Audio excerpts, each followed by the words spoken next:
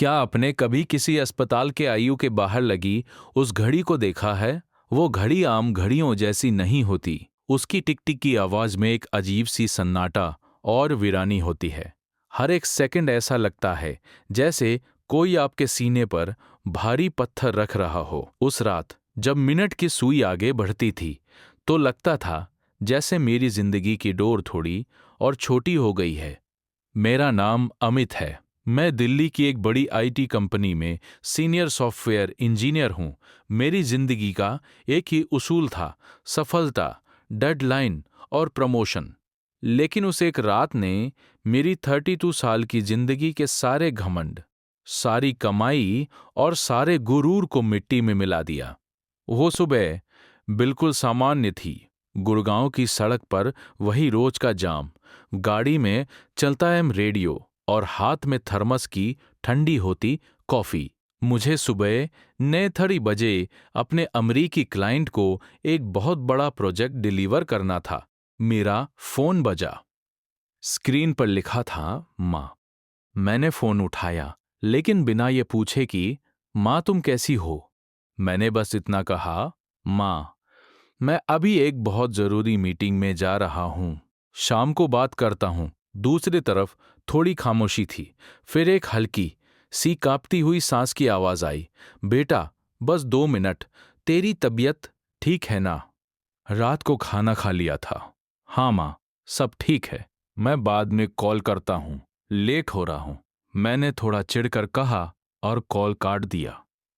मुझे नहीं पता था कि उस कॉल के काटने के ठीक 3 घंटे बाद मेरी माँ अपने छोटे से कमरे के फर्श पर बेहोश पड़ी मिलेगी, और जब वो जिंदगी और मौत के बीच झूल रही होगी। तब मैं अपने ऑफिस के एयर कंडीशन्ड कॉन्फ्रेंस रूम में एक प्रेजेंटेशन दे रहा हूँगा, जिसे मैं अपनी जिंदगी की सबसे बड़ी कामयाबी समझ रहा था।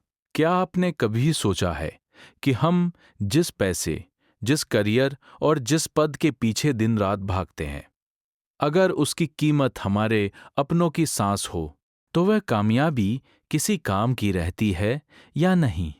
वो रात, 14 नवंबर की वो काली रात, मैं कभी नहीं भूल सकता। उस रात ने मुझे सिखाया कि जब आपके पास वक्त होता है, तब आपके पास कद्र नहीं होती, और जब कद्र होती है, तब वक्त खत्म हो चुका होता है। हमारा घर लखनऊ के एक पुराने मोहल्ले अमीनाबाद की एक तंग गली में था। 2 कमरों का वो घर जिसकी दीवारों पर से पपड़ियां छूट रही थीं, लेकिन उस घर में एक अलग ही महक थी, सुकून की महक। माँ की उम्र कोई 58 साल रही होगी, लेकिन उनका चेहरा उनके संघर्षों का हिसाब देता था। उनके बाल समय से पहले ही सफेद हो चुके थे, जिन्हें वो हमेशा अपनी साड़ी के पल्लू से ढंक कर रखती थी। माँ की एक खास आदत थी, रात को चाहे कितनी भी ठंड हो या कितनी भी गर्मी, जब तक घर का हर सदस्य सो नहीं जाता था, वो रसोई के बाहर बनी छोटी सी दहलीज पर बैठकर अपनी पुरानी पीतल की डिब्बी से पान सुपारी निकालती थी और गुनगुनाती थी। उनका पसंदीदा गाना था, तू कितनी अच्छी है, तू कितनी भोली है। माँ की सबसे बड़ी तकलीफ ये थी कि उनके घुटनों में गंभीर अर्थराइटिस, गठिया था। डॉक्टर ने सालों पहले घुटना बदलवाने के लिए बोला था, लेकिन जब भी मैं पैसे देने की बात करता, वो बात टाल जाती थी। अभी तो चल फिर लेती हूँ बेटा, तेरे करियर के शुरुआती दिन हैं, यहाँ पैसे बर्बाद मत कर। वह अपनी तकलीफ किसी को नहीं बताती थीं। शाम को जब मैं ऑफिस से घर लौटता, जब मैं लखनऊ में था, तो वे लड़खड़ाते कदमों से दरवाजा खोलने आती थी और अपने दर्द को एक छोटी सी मुस्कान के पीछे छुपा लेती थी। उन्हें खुशी मिलती थी बस एक चीज से, जब कोई उनके हाथ की बनी आलू गोभी की सब्जी और कढ़ी की तारीफ कर दे। शाम को खिड़की से बाहर गली में खेलते बच्चों को देखना और उन्हें आम के पापड़ बांटना उनका सबसे बड़ा शौक था। मैं, यानी अमित, उम्र 32 साल, एक मध्यवर्गीय परिवार का लड़का जिसने बचपन से बस एक ही बात सुनी थी, पढ़ोगे लिखोगे तो बनोगे नवाब। मैंने पढ़ाई की, मेहनत की और लखनऊ के उस छोटे से घर से निकलकर गुड़गांव के गगनचुंबी ऑफिस तक पहुंच गया। मेरा स्वभाव था हर वक्त लैपटॉप पर उंगलियां चलाना, कान में ब्लूटूथ ईयरफोन लगाए रखना और हर चीज को मुनाफे और नुकसान के तराजू में तौलना। मेरी आदत बन चुकी थी कि मैं हर बात में जल्दी में रहता था। खाना खाते वक्त भी फोन पर ईमेल चेक करना, माँ से बात करते वक्त भी स्क्रीन पर नजरें गड़ाए रखना। मेरी अंदर की तकलीफ ये थी कि मुझे लगता था कि मैं जो कुछ भी कर रहा हूं वो इस परिवार के लिए ही तो कर रहा हूं। लेकिन इस चक्कर में मैं यह भूल गया था कि परिवार को पैसे से ज्यादा मेरी जरूरत थी। मेरी खुशी बस इसमें थी कि मेरा बैंक बैलेंस कितना है और अगला प्रमोशन कैसा होगा। रमेश काका हमारे पड़ोसी थे, उम्र 62 साल, पुराने जमाने के बीएसएनएल के रिटायर्ड कर्मचारी। उनकी आदत थी सुबह सुबह अपने आंगन में लगे नीम के पेड़ के नीचे बैठकर पुराना रेडियो बजाना और आने जाने वालों को आवाज देकर चाय के लिए बुलाना। काका हमारे परिवार के लिए पड़ोसी से ज्यादा थे।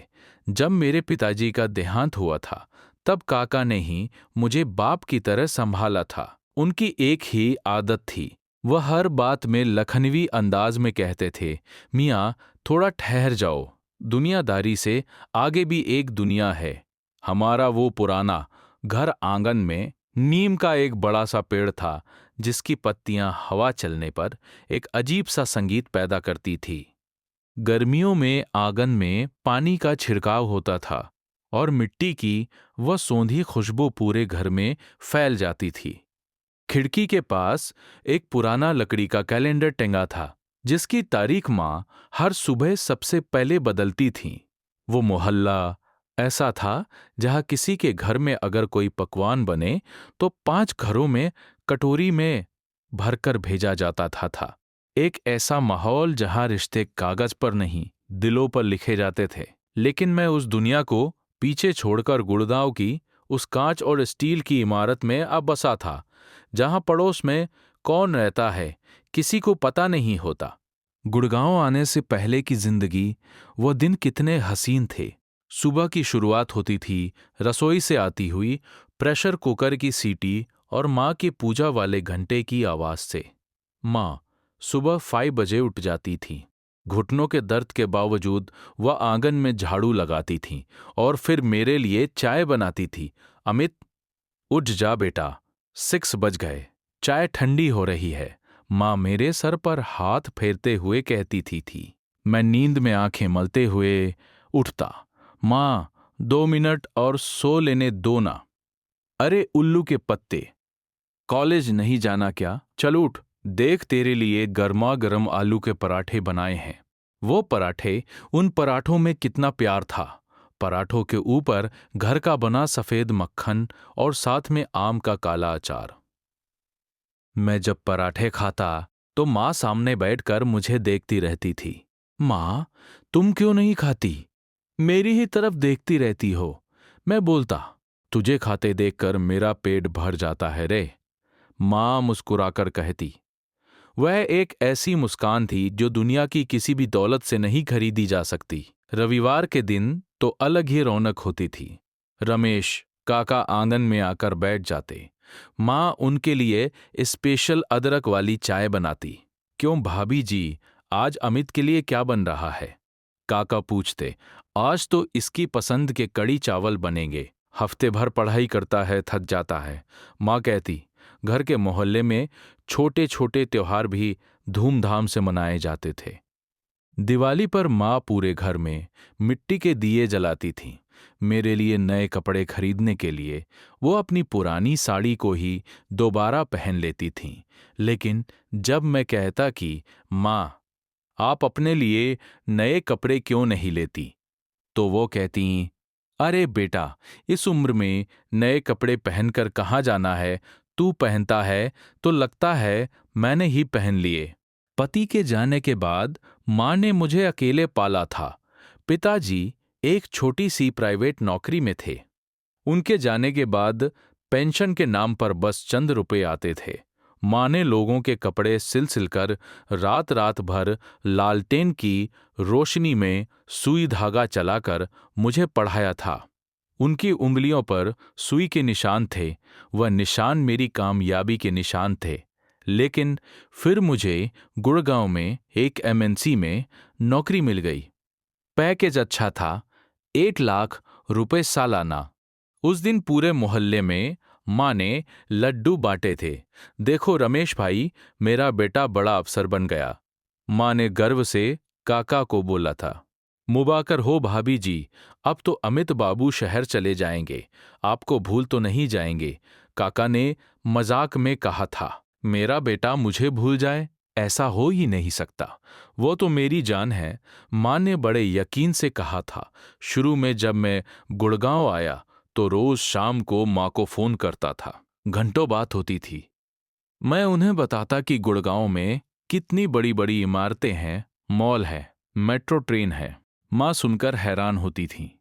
माँ, तुम भी यहां आ जाओ ना मेरे पास, मैंने एक दिन कहा था। नहीं बेटा, मुझे यह शहर रास नहीं आएगा, यहां तो हवा भी बंद है, आंगन भी नहीं है। तू बस हफ्ते 10 दिन में बात कर लिया कर, वही बहुत है। धीरे धीरे समय बीतता गया कर, वही बहुत है। मेरी नौकरी में जिम्मेदारियां बढ़ती गईं। प्रमोशन हुआ, पैकेज 15 लाख हो गया, फिर 22 लाख। मैं एक छोटे से किराए के फ्लैट से एक आलीशान 2 BHK अपार्टमेंट में शिफ्ट हो गया। मेरे पास बड़ी गाड़ी आ गई, ब्रांडेड कपड़े आ गए, महंगे लैपटॉप आ गए। लेकिन इस सब के बीच कुछ छूट रहा था। माँ के फोन कॉल्स जो पहले घंटों चलते थे, अब मिनटों में सिमट गए थे। हाँ माँ बोलो। बेटा खाना खाया? हाँ खाया। माँ अभी थोड़ा व्यस्त हूँ, प्रेजेंटेशन बनानी है। अच्छा, अपना ख्याल रखना। हम बाय। माँ की आवाज में एक आस होती थी, एक इंतजार होता था। वो चाहती थी कि मैं उनसे पूछूं कि उनका घुटना कैसा है, उन्होंने खाना खाया या नहीं, पड़ोस वाली शांति आंटी की बेटी की शादी हुई या नहीं। लेकिन मेरे पास समय नहीं था, मेरे पास डेडलाइंस थीं। तूफान कभी ढोल नगाड़ा बजाकर नहीं आता, वह छोटे छोटे संकेत देता है जिन्हें हम अपनी व्यस्तता के अंधेपन में देख नहीं पाते। ये बात पिछले साल की है। अक्टूबर का महीना था, ठंड ने अभी अभी दस्तक दी थी। मैंने लखनऊ फोन किया, फोन काका ने उठाया। हेलो अमित बाबू। हाँ काका, मैं अमित। माँ कहाँ है? फोन क्यों नहीं उठा रही? काका थोड़ा हिचकिचाए। वाह, भाभी जी थोड़ा सो रही थीं, तबीयत कुछ खास नहीं है पिछले कुछ दिनों से। क्या हुआ माँ को? मैंने थोड़ा चिंतित होकर पूछा। कुछ नहीं, बस वही बुखार था और घुटनों में दर्द बढ़ा हुआ है। परसों रसोई में खाना बनाते वक्त चक्कर आ गया था, गिरते गिरते बची। मेरा माथा ठनका। मैंने तुरंत माँ से बात की। माँ, तुमने मुझे बताया क्यों नहीं कि तुम्हारी तबीयत खराब है? मैंने गुस्से में कहा। अरे कुछ नहीं हुआ बेटा, मौसम बदल रहा है ना, बस थोड़ा सा बुखार था। रमेश भाई तो ऐसे ही बात को बड़ा बड़ा कर बता देते हैं। तू क्यों परेशान होता है? माँ ने बात को दबाने की कोशिश की। माँ तुम समझती क्यों नहीं हो? मैंने तुमसे कितनी बार कहा है कि गुड़गांव आ जाओ, यहाँ अच्छे डॉक्टर हैं, मैं दिखा दूंगा। तुम वहां अकेली रहती हो, अगर कुछ हो गया तो? मुझे क्या होगा बेटा, यहाँ रमेश भाई है, मोहल्ला है, और गुड़गांव में मैं दिन भर 4 दीवारों में क्या करूंगी? तू तो दिन भर ऑफिस में रहता है।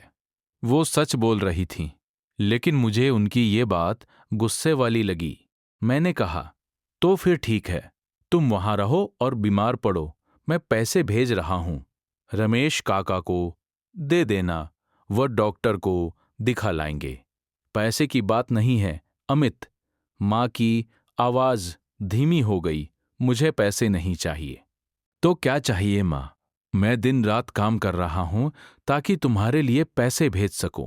अब मेरे पास इतना टाइम तो है नहीं कि मैं हर हफ्ते लखनऊ आऊं, मेरी नौकरी दांव पर है। यहां? मैंने चिल्लाकर कहा। उस तरफ बिल्कुल खामोशी छा गई। एक ऐसी खामोशी जो चीख से भी ज्यादा गहरी थी। माँ, सुना तुमने? हाँ, सुन लिया। बेटा, तू अपना काम कर, मैं डॉक्टर के पास चली जाऊंगी, माँ ने धीरे से कहा और कॉल काट दिया। उस दिन के बाद से हमारे बीच एक अजीब सी दीवार खड़ी हो गई। मैं पैसे भेज देता था, लेकिन बात कम होती थी। मैं खुद को ये समझाकर तसल्ली दे लेता था कि मैं एक अच्छा बेटा हूँ, आखिर मैं हर महीने 30,000 रुपए लखनऊ भेज तो रहा हूँ। एक बेटे का फर्ज और क्या होता है। मैंने सोचा पैसे से सब कुछ खरीदा जा सकता है, सेहत, सुकून और परिवार। लेकिन मैं कितना गलत था। 14 नवंबर, उस दिन हमारे ऑफिस में अमेरिका से वीपी आए हुए थे। एक बहुत बड़ा क्लाउड प्रोजेक्ट था जिसकी लीडरशिप मुझे मिलनी थी। अगर ये प्रोजेक्ट मुझे मिल जाता तो मेरा प्रमोशन वाइस प्रेसिडेंट लेवल पर पक्का था। मेरी सालों की मेहनत का फल मुझे मिलने वाला था। सुबह 8 बजे मैं तैयार होकर निकलने लगा। ऑफिस में तनाव बहुत था। मैंने लैपटॉप बैग में डाला। माँ का फोन आया। हाँ माँ, बोलो, मैं निकल रहा हूँ, बहुत जल्दी में हूँ। मैंने बिना गहरी सांस लिए कहा, बेटा, आज मेरे सीने में थोड़ा अजीब सा दर्द हो रहा है और घबराहट हो रही है। माँ की आवाज बहुत धीमी थी। ऐसा लग रहा था जैसे उन्हें बोलने में भी तकलीफ हो रही हो। लेकिन मेरा दिमाग उस वक्त गुड़गांव के उस कॉन्फ्रेंस रूम में था जहां मुझे 9:30 बजे प्रेजेंटेशन देनी थी। माँ, तुमने फिर कुछ उल्टा पुल्टा खा लिया होगा, एसिडिटी हुई होगी। वह अलमारी में एनो रखा है ना, पानी में घोलकर पी लो और रमेश काका को बोलो कि डॉक्टर गुप्ता के पास ले जाएं। अमित, तू आज नहीं आ सकता क्या?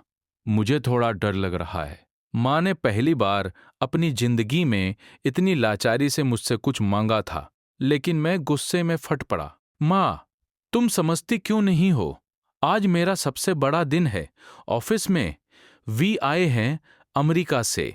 अगर आज मैं प्रेजेंटेशन में नहीं गया तो मेरा करियर बर्बाद हो जाएगा। हर बार तुम्हारा कोई ना कोई नाटक शुरू हो जाता है जब मेरा कोई जरूरी काम होता है। जैसे ही मेरे मुंह से नाटक शब्द निकला, मुझे लगा मैंने कुछ गलत बोल दिया, लेकिन गुस्से और अहंकार में मैंने उसे सुधारा नहीं। दूसरी तरफ से कोई आवाज नहीं आई, बस एक लंबी टूटती हुई सांस। माँ, ठीक है बेटा, तू अपना काम कर, अपनी तबीयत का ख्याल रखना, खाना टाइम पर खा लेना। माँ ने इतना ही कहा। मैं शाम को बात करता हूँ, मैंने कहा और तेजी से गाड़ी आगे बढ़ा दी। मुझे क्या पता था कि वो शाम कभी उस तरह नहीं आएगी जैसे मैंने सोची थी। ऑफिस पहुंचकर मैं अपनी प्रेजेंटेशन में व्यस्त हो गया। स्लाइड 1, स्लाइड 2, आर्किटेक्चर डायग्राम, सारे आंकड़े। मैं बोलता गया, लोग तालियां बजाते गए। वीपी ने मुस्कुराकर मेरी तरफ देखा और कहा, excellent job Amit, you own this project. मेरा सीना गर्व से फूल गया।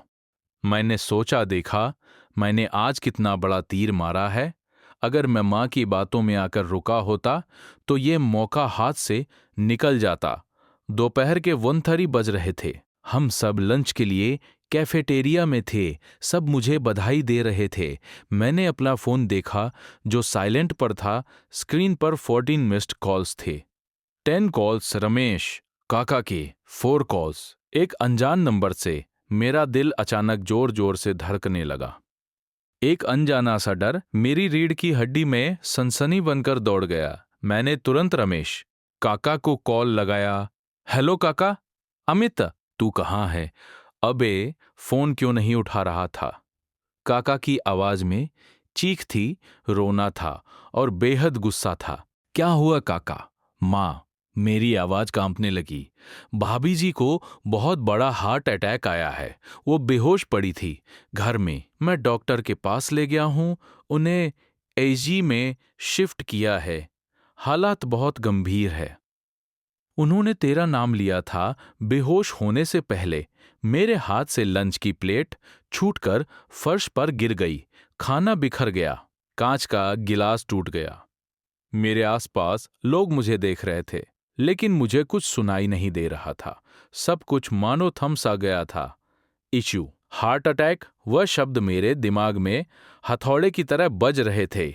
अमित, तू सुन रहा है? डॉक्टर बोल रहे हैं अगले 24 घंटे बहुत नाजुक हैं। जल्दी आ, काका ने रोते हुए कहा। मैंने अपना लैपटॉप, बैग सब वहीं छोड़ दिया। मैंने किसी को कुछ नहीं बताया। ऑफिस के गेट से बाहर भागा। मेरी सांस फूल रही थी, चेहरे पर पसीना था। गुड़गांव से लखनऊ की फ्लाइट चेक की। अगली फ्लाइट शाम 4:30 बजे की थी। अभी दोपहर के 2 बज रहे थे। मैं गाड़ी में बैठा और एयरपोर्ट की तरफ भागा। रास्ते में ट्रैफिक जाम था। मैं गाड़ी के स्टीयरिंग व्हील पर हाथ मार मार कर रोने लगा। हे भगवान, प्लीज प्लीज माँ को कुछ मत होने देना। मैं सब कुछ छोड़ दूंगा। मैं नौकरी छोड़ दूंगा। मैं गुड़गांव छोड़ दूंगा। बस माँ को बचा लो। क्या आपने कभी ऐसा डर महसूस किया है जब आपको लगता है कि आपके पास जितना भी पैसा हो, जितनी भी ताकत हो, आप उस वक्त कुछ नहीं कर सकते? आप बिल्कुल बेबस होते हैं। एयरपोर्ट पर सिक्योरिटी चेक इन के वक्त मेरी आंखों से आंसू बह रहे थे। लोग मुझे घूर रहे थे, लेकिन मुझे किसी की परवाह नहीं थी। मैं बस घड़ी देख रहा था। टिक टिक टिक टिक। दिमाग में पुरानी बातें याद आने लगी। उस दिन की याद आई जब मैं 1 साल का था। मुझे तेज बुखार था। माँ रात भर मेरे सर पर पट्टी रखती रही थी। मैं सो गया था, लेकिन जब भी मेरी आंख खुलती, माँ को अपने पास बैठा पाता। उनकी आंखें लाल थीं, लेकिन उनके हाथ मेरे माथे पर थे। उस दिन की याद आई जब मेरी पहली नौकरी लगी थी। मैंने पहली सैलरी से अपने लिए 5000 का फोन खरीदा था और माँ के लिए सिर्फ 500 रुपए की साड़ी। फिर भी माँ ने उस साड़ी को ऐसे संभाल कर रखा था जैसे कोई खजाना हो। और आज आज जब माँ ने मुझसे बस इतना कहा था कि मुझे डर लग रहा है, मैंने उन्हें बोल दिया कि तुम्हारा नाटक शुरू हो गया। मैं कितना नीच हूं, मैं कितना स्वार्थी हूं। मैं एयरपोर्ट के टर्मिनल पर अपने सर को हाथ से पकड़कर रो पड़ा। 3 भावनाएं मेरे अंदर लड़ रही थी जो मैं दुनिया को दिखा रहा था। एक सफल कॉरपोरेट पेशेवर जो सब कुछ कंट्रोल कर सकता है, जो मैं अंदर महसूस कर रहा था। एक छोटा सा डरा हुआ बच्चा जिसकी दुनिया बिखर रही थी और जो अपनी माँ को खोने के डर से कांप रहा था। जो मैं चाहता था पर मांग नहीं सकता था। माँ का वो ममता भरा हाथ अपने सर पर और उनका ये कहना, कोई बात नहीं बेटा, मैं ठीक हूं। फ्लाइट लैंड हुई लखनऊ एयरपोर्ट पर रात 7:30 बजे। मैं बाहर निकला और एक टैक्सी ली। भैया, सहारा हॉस्पिटल चलो, जितनी जल्दी हो सके। मैं तुम्हें दुगना पैसा दूंगा, मैंने ड्राइवर से कहा। रास्ते में लखनऊ की वही गलियां थीं, लेकिन आज उन गलियों में कोई रौनक नहीं लग रही थी। सब कुछ धुंधला था। अस्पताल का माहौल एक अलग ही दुनिया होती है। वहां हवा में दवाइयों की एक ऐसी गंध होती है जो आपको पहले ही बता देती है कि यहां जिंदगी और मौत के बीच की जंग चल रही है।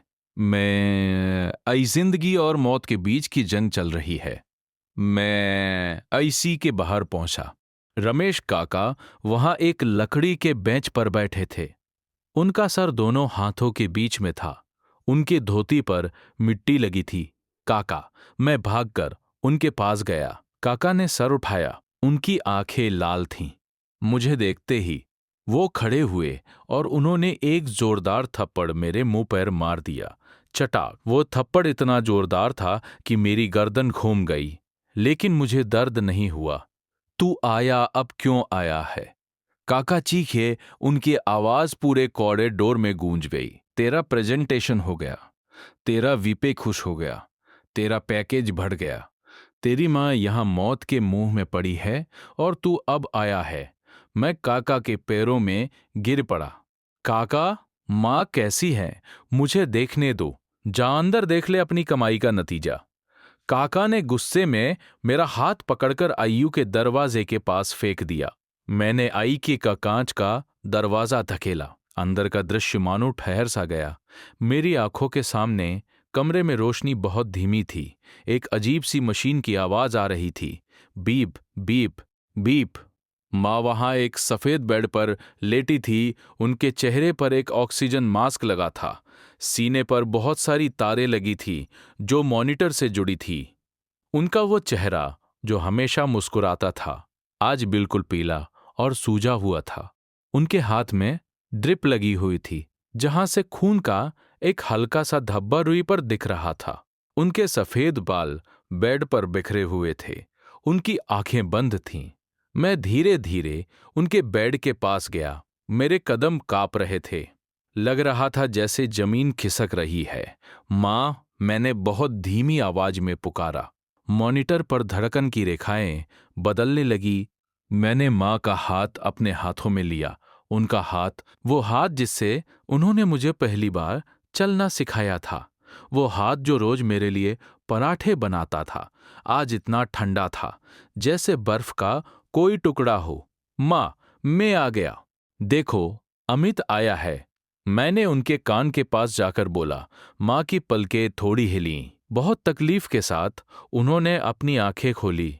उनकी आंखों में कोई गुस्सा नहीं था, कोई शिकायत नहीं थी, बस एक बेइंतहा प्यार और एक गहरा दर्द था। उन्होंने अपना ऑक्सीजन मास्क थोड़ा हटाने की कोशिश की। डॉक्टर ने मना किया, लेकिन मैंने हाथ से डॉक्टर को रोका। माँ ने कांपते हुए होठों से कुछ बोलने की कोशिश की। उनकी आवाज बिल्कुल फट चुकी थी। बेटा, माँ, बोलो मत, आराम करो।